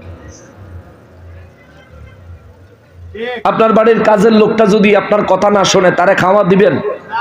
বেতন দিবেন? তাহলে আপনারে যেই রব বানাইছে, তাই তো আপনার কিছু কাজ দিছে, সেই কাজের খবর নাই। ওই আল্লাহর রিজিক গিলতে আছেন, আগেও বিসমিল্লাহ নাই, শেষেও আলহামদুলিল্লাহ নাই, মাঝখানেও আল্লাহুম্মা লাকাল হামদু ওয়া লাকাশ শুকর নাই। এই তো জিন্দেগি চালাইতে আছেন, সোনার জিন্দেগি, সোনালী জিন্দেগি চালাইতে আছেন। যুবকরা মনে করে গোল্ডেন লাইফ ইজ গোল্ড, জীবন মানে স্বর্ণ, জীবন হইল সোনালী জীবন, সোনালী যৌবন, সোনালী জীবন, সোনালী যৌবন চিন্তা করে দামি দামি হুন্ডা কিনে আর বাজারে রাস্তা ঘুরে বিভিন্ন দিবস আইলে ডার্লিং রে হুন্ডার পিছনে ঘুরে আছে নেই। এখন এমন হয়েছে কোন ডার্লিং লাগে না, এখন এমন সময় হয়েছে, এমন সময় আসছে কোন দিবস লাগে না, পাইকারি হারে ডার্লিং লইয়া ঘুরে। আবার কিছু ডার্লিং দেখি ব্যাক কলের সামনে হুন্ডা চালায় আর পিছনে বেডি বিড়ি খায়। কোন জমানা তাইলাম। এই জন্য আজম খানের একটা গানের কথা মনে পড়ছে। আজম খান এবার একটা বাস্তবমুখী কিছু গান লেখে, কিছু গান গাইতো। এই ছোটবেলায় বিটিভি টেলিভিশনের মধ্যে অ্যাডভারেজ দিত। তো তার একটা অনেক ছোটবেলায় কইবেন যে হুজুর আপনি টিভি দেখছেন, আর আমি তো ছোট আপনার মতন মানুষ হয়েছিলাম। ছোট মানে ছোট তো, অহংকার ছোটরা যেরকম এরকম ছিলাম, ছোটবেলার কথা। তো একটা গান শুনছিলাম এরকম, মনে বলছিল সময় এখন বর্ষাকাল, হরিণ চাটে বাঘের গাল। মানে বাঘ দেখলে হরিণ থাকবো দৌড়ের উপরে, কিন্তু না, হরিণে বাঘের গালের মধ্যে ছাড়া দেয়। এটা একটা অবাস্তব এবং আশ্চর্যজনক বিষয়। এই কথাটা তুলে আনলাম এই কারণে, এখনকার সময়টা কিতে হইল, যুবক ফোলা নিজের বাপের টাকার মোটরসাইকেল, নিজের পকেটের পয়সার তেল, ফরের বেডিরে ফিসে লইয়া এই যে ঘুরাইলি তেল দি শেষ, হুন্ডার মোবিল খরচ, হের পরে দিয়া এই দুর্ঘটনার চান্স তো আছেই, কারণ বেডিরে ঘুরলে তে তো পুরা মোসে থাকে। ঠিক কিনা বলেন? হুন্ডা দৌড়ায় না, কিন্তু ভোঁবো করে। ওরে তার ভোঁবো জোরে ভোঁবো করানোর লেগে আবার কিটা জানি লাগায়, সাইলেন্সারের ভিতরে কি জানি হুডি না মুডি কি জানি কয়, এগুলি লাগায়া তারপরে হুন্ডার পিক আপ দিলে ৩-৪ গ্রামের মানুষের বাচ্চা করে না, তার হুন্ডার পিক আপের লাগিয়া এই নিজের পয়সা খরচ করে এটা বানাইয়া বেডরি পিছে লইয়া ঘুরতে আসো। এ যুবক, এই সফরে তোমার যদি মৃত্যু হয়ে যায়, তুমি চিন্তা করে দেখছো, বিয়ে না করে যেই মেয়েরে তোমার পিছনে লইয়া হুন্ডা দিয়া তুমি ঘুরতেছো, এখন মারা গেলে তোমার নাম উঠবে জিনাকারের কাতারে। কি জবাব দিবি ভাই? ভাই কি জবাব দিবি? আমার যুবক ভাই কি জবাব দিবা ভাই? তুমি একটু চিন্তা করে দেখো, ফেসবুক খুলে দেখো, অনলাইনে একটু গাড়াগাড়ি করে দেখো, তোমার বয়সী বহু মানুষ দৈনিক মারা যাচ্ছে, দৈনিক মারা যাচ্ছে। আমার ভাই অনুরোধ করি ভাই, মেয়ে একটা পছন্দ হয়েছে, মা বাবার লগে কথা কইয়া, এরপরে বংশ টংশ দেখা, মা বাবা মুরব্বীরা দেখা, এরপরে দিয়া মুরব্বীরা, এই মুরব্বীরা যারা আছেন আপনাকেও দোষ আছে, ফলাফেন্ডের সমমত বিয়ে দেন না করে। ঠিক কিনা বলেন? এটা বেশি ঠিক, এটা বেশি ঠিক। হ্যাঁ, বিয়া দেন, কত মজা, খালি খাওন আর খাওন। হ্যাঁ, দিল্লি কা লাড্ডু जो खाएगा वो पछताएगा, जो नहीं खाएगा वो भी पछताएगा। হ্যাঁ, বিয়া যারা করছে হ্যাঁ করে জিগাও কতটা ভালো আছে। রব্বুল আলামিন সূরা হাসরে একটা আয়াত নাযিল করছে, খুলিকাল ইনসানা দাঈফা। আল্লাহু আকবার। সূরা হাসরে আল্লাহ আয়াত নাযিল করছে, খুলিকাল ইনসানা দাঈফা, আমি মানুষ বানাইছি দুর্বল কইরা। এই কথাটা আল্লাহ কইছে এই বিবাহিত জীবনকে কেন্দ্র করে, অর্থাৎ প্রত্যেকটা পুরুষ বিবির কাছে গেলে দুর্বল। তাফসীর কইলা পড়া দেখেন, এটার মধ্যে আসছে যে খুলিকাল ইনসানা দাঈফা, এটা মনে হয় সূরা হাসর না যেন সূরা নিসায় আল্লাহ কয় খুলিকাল ইনসানা দাঈফা, আমি মানুষ বানাইছি দুর্বল করে। পুরুষ মানুষ কত শক্তি, একজনে লাগলে ৪-৫ জন কিলায় লাগে, কিন্তু বউর কাছে গেলে ঠিক কিনা বলে? আর যদি আবার এমনি না থাকে তাহলে তো জায়গা নাই রাইতে, মশারি টানায় দিত না, বিছনা বুছনা জায়গা দিত না, খাউন বাইরা দিত না, আরে কি যন্ত্রণা। তো আল্লাহ কয় খুলিকল ইনসান দাইফা, আমি মানুষ বানাইছি দুর্বল করে। দুর্বল দেখেন, মহিলারা জন্মসূত্রে শারীরিকভাবে দুর্বল, মহিলাদেরকে আল্লাহ জন্মসূত্রে বানাইছে শারীরিকভাবে দুর্বল, আর পুরুষের শারীরিকভাবে সবল বানাইয়া বিয়ার পরে বোর কাছে দুর্বল করে দিচ্ছে। এটা আল্লাহর মহিমা, জোরে কন্যা সুবহানাল্লাহ। এই পুরুষের যদি মহিলাকে কাছে আল্লাহ যদি কোনো না কোনো কারণে দুর্বল করে না দিত, তাহলে এটি ডেইলি কন্যা সেপা সুটকির ভর্তা বানাই লইলি, ঠিক না? আর শৈল যে পরিমাণ রাগ, কারণ আমরা কেউ দুই কথার জায়গায় তিন কথা কইলি তো মেজাজ খারাপ হয়ে যায়। দেখনি আর থাকতে মুখে কি কন্যা, ঠিক না? কিন্তু বিবি কত কথা শোনায়, আমরা সহ্য করি। সব বিবির আবার খারাপ না, এই এলাকার মহিলারা যারা আছে এরা আবার কইবে আগামী বছর আর এইসব হুজুর দাবার দিও না, খালি আমরা না না, সবাই খারাপ না। এই যে মুরব্বীরা জিগায় দেখেন, হেরা কিছু মুরব্বী আছে প্রায় মাহফিলে দোয়া চায় তার বিবির জন্য, হুজুর আমার বিবি মারা গেছে, তার জন্য একটু দোয়া করেন। আর অহংকার জামানার যে সমস্ত জালিম বিবি আছে, জামাই করে জ্বালায়, আজকে মাহফিলেতে গেলেও অনেকে দরজা খোলাইতে বড় কষ্টই, ঠিক না? এতরাই যাইছো তুমি, কয়টা বাজে হন? ঘরের ভিতরে থেকে জিগাইবো, বাইরে থেকে সব জবাব দিয়ে আর বড় ঘর হান্দার লাগবো, এমনও কিছু মহিলা আছে। আচ্ছা যাই হোক, তবে এই কথাগুলো তুলে আনলাম এই কারণে, মা আমার মা বোনদেরকে বলি, মা স্বামীদের প্রতি শ্রদ্ধাশীল হবেন, স্বামীদেরকে শ্রদ্ধা করবেন, সম্মান করবেন। আর আপনারা যারা বিবাহিত আছেন, বিবিদেরকে সম্মান করবেন, শ্রদ্ধা করবেন, ভালোবাসবেন। তারা দুই কথা কইলে মাইনা লইবেন। আম্মা আপনাদেরও মাঝে মধ্যে যদি এই তারা আপনাদের স্বামীরা হাজবেন্ডরা যদি কিছু কয়, মাঝে মধ্যে কিছু হজম করে লাইন, এতে করে ভালো থাকবো। জামাই সেটটা গেলে আপনি থাইম না যায়েন, আর বউ সেটটা গেলে আপনি থাইম না যায়। বউ সেটটা গেলে যুবকরা এর লেগে কই, তোমরা যে বিয়ার কথা কখনো যে এখানে ঠিক বহুত জোরে কইলা, বুঝি তো ভাই, বুঝি বুঝি। এটা হইলো দিল্লি কা লাড্ডু, जो खाएगा वो पछताएगा, जो नहीं खाएगा वो भी पछताएगा। ভাই এটার ভিতরে যেন কি জ্বালা আছে, করলে সেটা বুঝবা। আচ্ছা যাক, তবে এটা দরকার আছে। এই বিধান দিয়েছেন কে? আল্লাহ দিছে, আল্লাহ রাসূল সাল্লাল্লাহু আলাইহি সাল্লাম দেখায় দিয়েছেন। এটা আমাদেরকে করতে হবে, কিন্তু নিয়মতান্ত্রিক ভাবে, জেনার মাধ্যমে নয়, সম্মানের মাধ্যমে, জেনার মাধ্যমে নয়, নেক আমলের মাধ্যমে, আল্লাহ এবং তার রাসূলের অসন্তুষ্টির মধ্যে নয়, সন্তুষ্টির মধ্যে, মান সম্মান খুয়াইয়া নয়, মান সম্মান রক্ষা কইরা, মা বাবারে খুশি কইরা। কথা কোন ঠিক কিনা?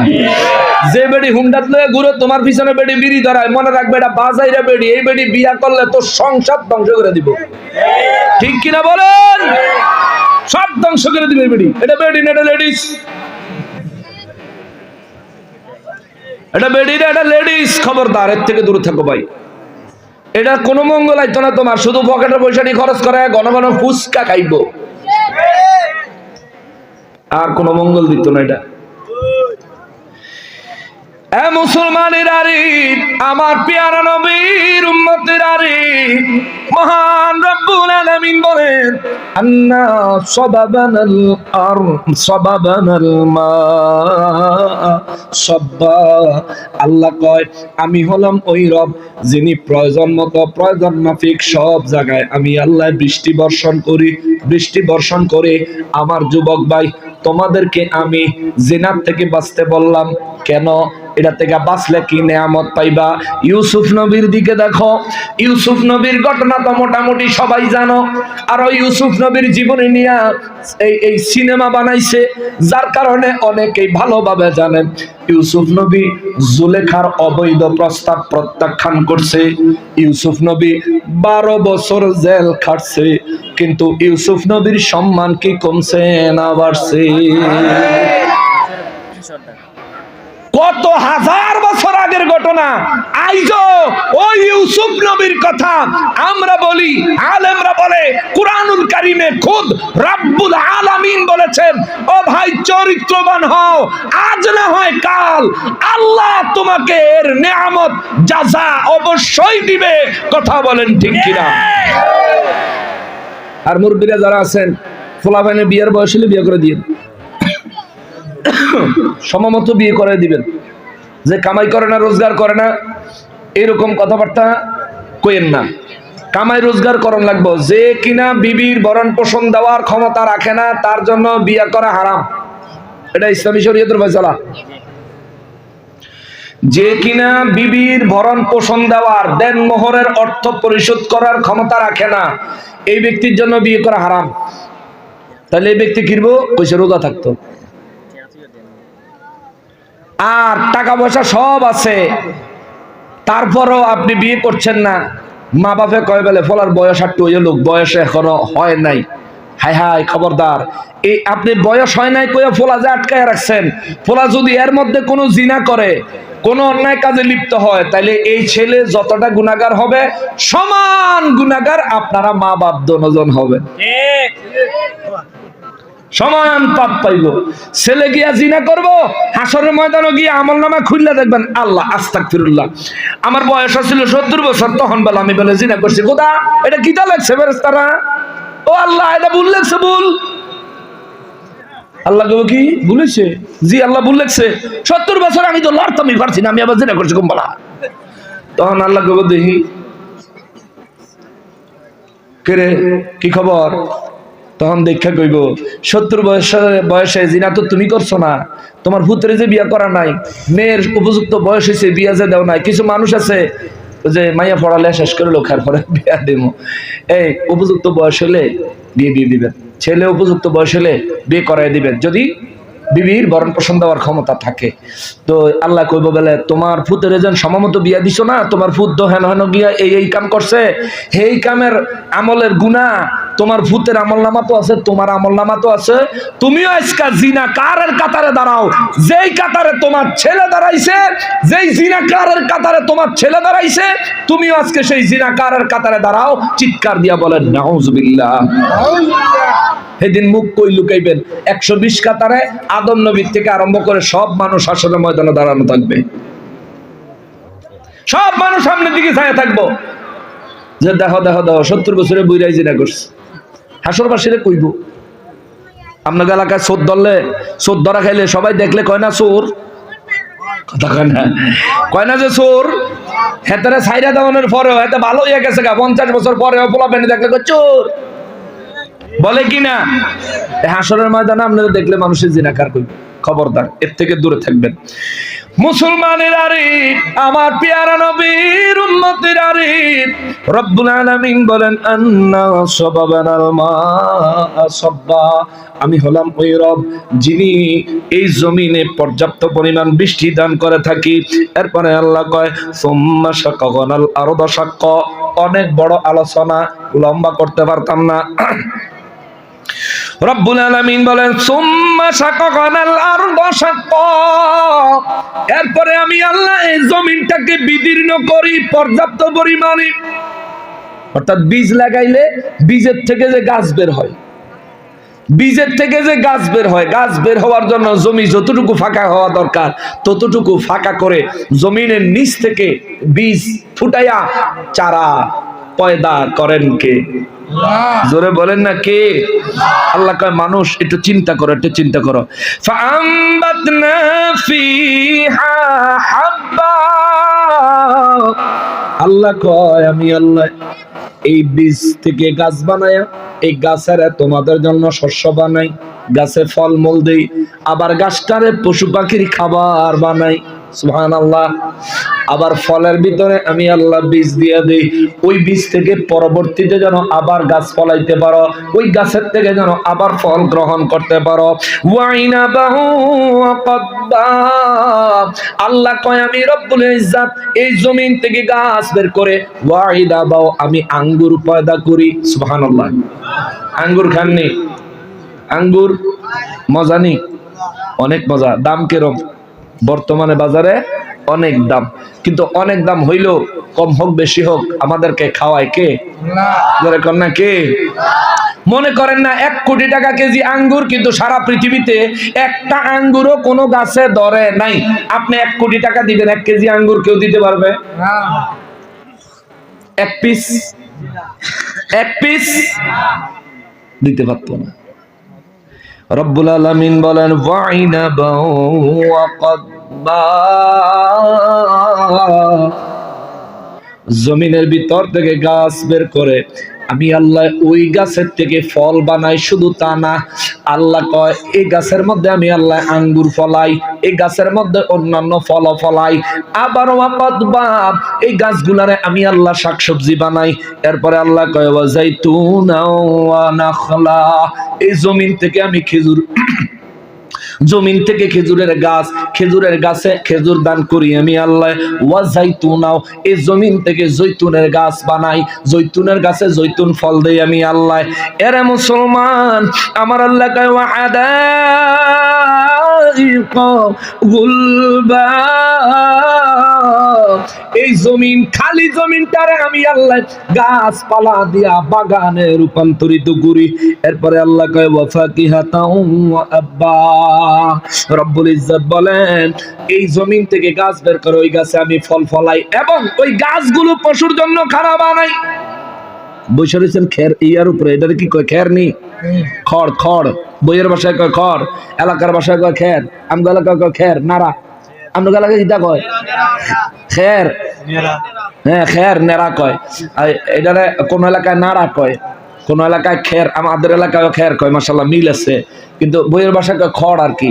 ধান গাছ, হ্যাঁ, ধানটা আমাদের জন্য ফল, কিন্তু এই যে খড়ের উপরে বইছেন, এটা ধান আমাদের জন্য রিজিক, আবার এই খড়টা গরুর জন্য রিজিক। সুবহানাল্লাহ কর। বানাইছে কে? আল্লাহ। একটু চিন্তা করতে কইতেছে, বান্দা তুই মনে করো যে তোরে আমি মরণের পরে আর বানাইতে পারতাম না, এ ব্যাকল, তুই আমার মহিমা সম্পর্কে কি জানোস? শোন, তুই একটু জমিনের দিকে তাকায় দেখ, দুনিয়ার দিকে তাকায় দেখ, জোলা যে বরস, নোয়াখাইলা বাসায় কয় জোলা যে বরস, মানে নিজে যে খাও, এই যে খানা খাও, আল্লাহ কয় যেটা না হইলে তুমি বাঁচতে পারো না, খানা না হইলে বাঁচতে পারো না। এই খানা নিয়ে একটু চিন্তা কর বেটা, এই খানা কে বানাইছে? জোরে বলেন কে? আরো জোরে বলেন কে? মুরব্বীরা, সিলেটের মানুষ প্রায় ম্যাক্সিমাম মানুষ পান খায়, তাই না? পান পাতা বানায় দিছে কি? পৃথিবীতে কেউ 1 কোটি টাকা দিলে একটা পান পাতার 4 ভাগের 1 ভাগ যদি কই বেলে আল্লাহর গাছের থেকে না নিয়ে তুমি আমারে বানায়া দাও, সম্ভব? জোরে বলেন সম্ভব? বানায়া দিতে পারবো, কিন্তু খাওন যাইতো, খাওনের মতন বানায়া দিলেও, মনে করেন প্লাস্টিক দিয়া বানায়া দিলেও যেটা খাওন যাইব, কিছু প্লাস্টিক আছে খাওয়া যায়। বিশ্বাস হয়নি? কবেন হুজুর প্লাস্টিক জীবনও খাইছি না। খাইছেন, বহুত খাইছেন। লিচি খাননি দোকান থেকে কিনা লিচি? কথা কয় না। লিচির ভিতরে একেবারে অরিজিনাল লিচুর মতন এই সাদা একটা দানার মতন থাকে, কামড় দিলে ওটার মধ্যে খুব মজা লাগে না? এটা ছোটবেলা আমি খুব পছন্দ করতাম। আমি একেবারে মানে অনেকগুলি করে কিনা আপনারা খালি খাইতাম আর কাশতাম, বেশি খাইলে আবার কাশাই। এই যে মাঝখানে যে সাদা যে জিনিসটা আপনি চাবাইতে অনেক মজা পান, এটা কিন্তু প্লাস্টিক। এটা কি? প্লাস্টিক। তবে এটা খাওয়া যায় এবং খাওয়ার পর হজম হয়ে যায়, এটা আমাদের শরীরে ক্ষতি করে না, যার কারণে এটা খাওয়া যায়। এটা বিএসটিআইও অনুমতি দেয়, খাদ্য মন্ত্রণালয় থেকে অনুমতি দেয়। তবে কথাটা বললাম এই কারণে, দুনিয়ার মানুষ পান বানায় দিতে পারবে, পান খাওয়ানো যাইব, গিলানো যাইব, কিন্তু আল্লাহর গাছের পান যেই উপকার দেয় সেই উপকার হাসিল করা সম্ভব। অন্যান্য জিনিস তো আছেই। মুসলমানেরা রে, আমার পিয়ারা নবীর উম্মতেরা রে, রব্বুল ইজ্জত তারপরে বলেন মাতাআল্লাকুম ওয়া লিআনআমিকুম, তোমরা তোমাদের চতুর্দিকের চতুষ্পদ জন্তুগুলোর জীবন ধারণ দেখো। চতুষ্পদ জন্তুগুলির জন্য ভোগ্য সামগ্রী রূপে, খানা রূপে আমি আল্লাহ যে ফল গাছের অংশ বানায় দিছি। ফাইদা জাআতিস সাখা, আল্লাহ কয় এই সব কিছু বলার পরেও এবার আল্লাহ গেছে কিয়ামতে। না ওয়াজার করণ যেত না। ইয়া আল্লাহ 2 ঘন্টা হয়ে গেছে গা, 9 মিনিট বাকি আছে, 2 ঘন্টা হয়ে যাব।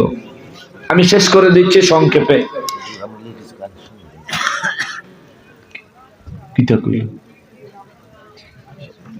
এখন নেই। আচ্ছা শোনে, আল্লাহ কয় ফাইজা জাআতিস সাখা,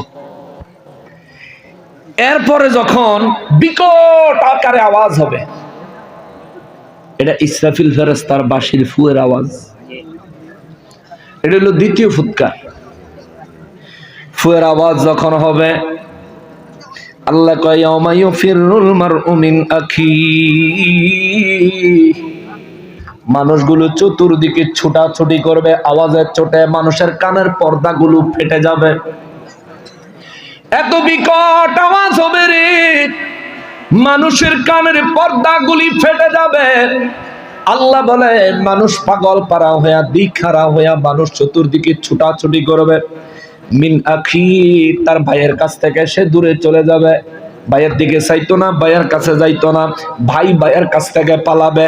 আল্লাহ কয় ওয়া উম্মিহি ওয়া আবি, মা বাবা সন্তান থেকে দূরে চলে যাবে, মা তার স্বামীর থেকে দূরে চলে যাবে, স্বামী তার বিবির থেকে দূরে চলে যাবে। ওয়া সাহিবাতিহি ওয়া বানি, প্রত্যেক স্ত্রী তার স্বামীর থেকে দূরে চলে যাবে। অর্থাৎ সবাই দিওয়ানা হয়ে যাবে, পাগল পারা হয়ে যাবে। ওই আওয়াজের কারণে প্রত্যেকের কানের পর্দা ফেটে যাবে। আমার নবী রহমাতুল লিল আলামিনের জবানে আল্লাহ কয় ওয়া বানি, প্রত্যেকটা আদরের সন্তান তার মা বাবার থেকে দূরে চলে যাবে।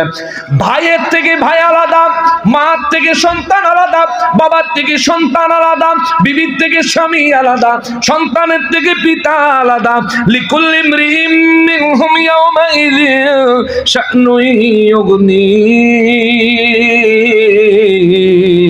ওই দিন এমন একটা অবস্থা হবে, প্রত্যেক ব্যক্তি নিজের পেরেশানির কারণে আত্মীয় স্বজন সবাই ভুলে যাবে। উজুহু ইয়াওমাইযিন মুসফিরা, ওই দিন এই পেরেশানির মধ্যেও ওই হাসরের ময়দানে কিছু মানুষের চেহারা হবে নূরানি, উজ্জ্বল। জোরে বলেন সুবহানাল্লাহ।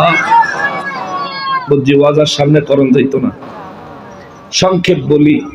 ওই দিন কিছু মানুষের চেহারা হবে উজ্জ্বল। কে বলছেন? থাক থাক থাক, আল্লাহ বলছেন কিছু মানুষের চেহারা উজ্জ্বল হইব। এরা কারা? পরিচয় দিতে পারতাম না আজকে, তবে সংক্ষেপ পরিচয়, এরা হইল নেককার। এই মানুষগুলো খুশি থাকবো, আনন্দিত থাকবো। কিছু মানুষের চেহারা গোমরা হবে। সাহাবায়ে কেরাম জিজ্ঞেস করছেন হুজুর কেমন গোমরা হবে? আপনার চেহারার উপরে যদি কোনো ধুলাবালি পড়ে, এখন যদি ধুলাবালি দেয়, আপনার চেহারাটা কুচকায় ফেলবেন না?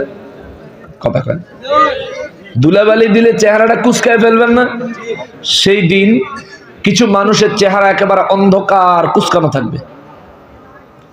এরা হইল পাপী, গুনাহগার।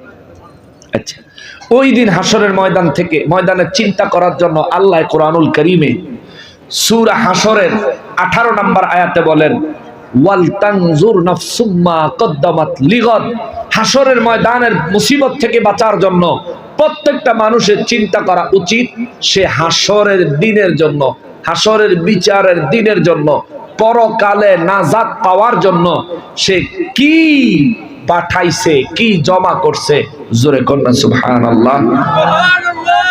হাসরের ময়দানে আমরা সবাই তো দাঁড়াতে হবে। কেউ না দাঁড়াইয়া, হাসরের ময়দানে না দাঁড়াইয়া জান্নাতে যাওয়ার বা জাহান্নামে যাওয়ার কোনো উপায় নাই, দাঁড়াতেই হবে। তো এই হাসরের ময়দানে দাঁড়ানোর আগে আল্লাহ বলেন প্রত্যেক ব্যক্তির চিন্তা করা উচিত হাসরের ময়দানের জন্য, হাসরের দিনের জন্য সে কি পাঠাইছে। আমরা কি এই বিষয়ে চিন্তা করি? চিন্তা করিনি। আজকে চিন্তা করবেন না? একটু আজকে একটু চিন্তা করবেন।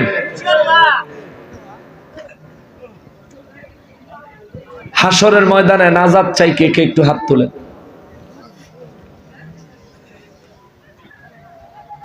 নারায়ে তাকবীর। এই আওয়াজে মানি না। নারায়ে তাকবীর। নারায়ে রিসালাত, নারায়ে রিসালাত, আহলে সুন্নাত ওয়াল জামাত। আল্লাহ হাশরের ময়দানে আমাদের জন্য নাজাতের ফয়সালা করিয়েন। আল্লাহ হাশরের ময়দানে আমাদেরকে নেককারদের কাতারে রাখিয়েন। আল্লাহ হাশরের ময়দানে আমাদের ডান হাতে আমলনামা দিয়েন। আল্লাহ হাশরের ময়দানের মুসিবত থেকে আমাদেরকে রক্ষা করিয়েন। আল্লাহ নূর নবীজির শাফাআত আমাদেরকে নসিব করিয়েন। আল্লাহ নিরাপদে পুলসিরাত পার হওয়ার তৌফিক আমাদেরকে দান করিয়েন। আল্লাহ জিন্দেগীর গুনাহ মৃত্যুর আগে আমাদের সমস্ত গুনাহগুলি মাফ করে দেন। আল্লাহ আমাদের মওত ঈমানের সহিত কবুল করিয়েন। আল্লাহ কবরের জীবন জান্নাতি জীবন হিসেবে আল্লাহ কবুল করিয়েন। আরো জোরে বলেন আমিন, আরো জোরে বলেন আমিন।